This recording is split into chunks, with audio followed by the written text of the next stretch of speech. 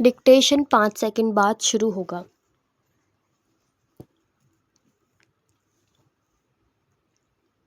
महोदय, बच्चों को जो ज्ञान प्राप्त होता है वह अनुभव से प्राप्त हो, ना कि केवल स्मरण शक्ति पर आश्रित रहकर रटाई द्वारा।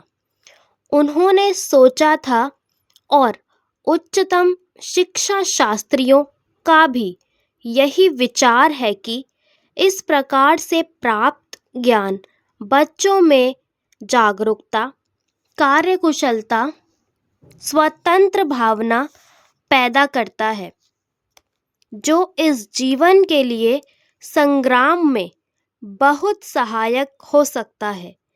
दूसरा मौलिक विचार उनका यह था कि इस प्रकार की शिक्षा इस देश के लिए अनुकूल ही नहीं बल्कि अनिवार्य है।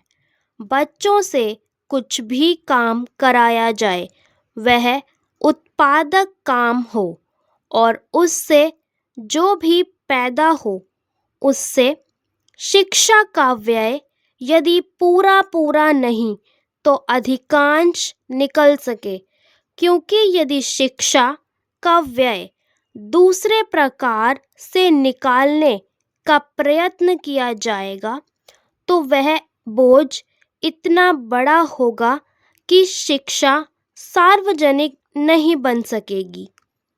पिछले वर्षों में जो कुछ भी विचार किया गया है वह प्रयोग करके देखा गया।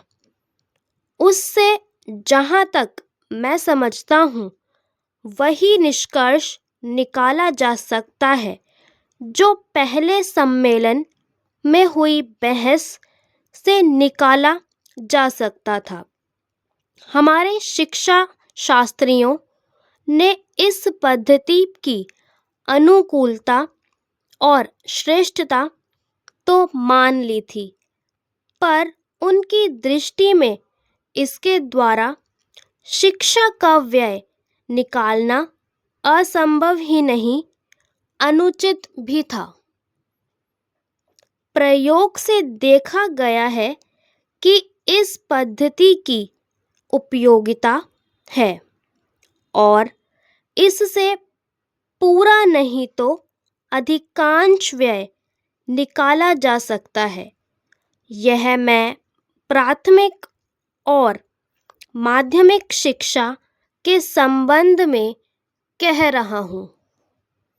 उच्च कोटि की शिक्षा के संबंध में अभी प्रयोग के बराबर हुआ है, इसलिए उसके संबंध में अभी कुछ भी कहना संभव नहीं है। इतना होते हुए भी हम देखते हैं कि इस पद्धति को उतना प्रोत्साहन नहीं मिला और ना इसका उतना प्रचार ही हुआ जितना होना चाहिए था और जितना स्वराज्य प्राप्ति के बाद हम कर सकते थे। इसका कारण जहाँ तक मैं समझता हूँ यही है कि इसकी उपयोगिता प्रमाणित होने पर भी पुरानी पद्धति पर जो आस्था थी वह अभी दूर नहीं हुई है और इसी कारण शिक्षा के काम में जो व्यक्ति लगे हुए हैं उनका ना तो इस ओर ध्यान गया है, ना उन्होंने इस विषय पर गहराई से चिंतन ही किया है।